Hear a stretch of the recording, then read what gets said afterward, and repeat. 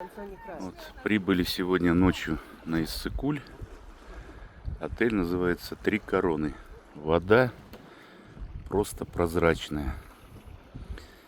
Еще не купались. Утро. Ну, день обещает быть хорошим. Вон там мужичок один какой-то уже купается. Вот мы сейчас только позавтракали, вышли. Красота. Вода прям, хоть и песок, но прям прозрачная. Обычно прозрачная вода, когда галька, ну вот как в Абхазии, допустим, да, а здесь песок, и тем не менее вода прям прозрачная.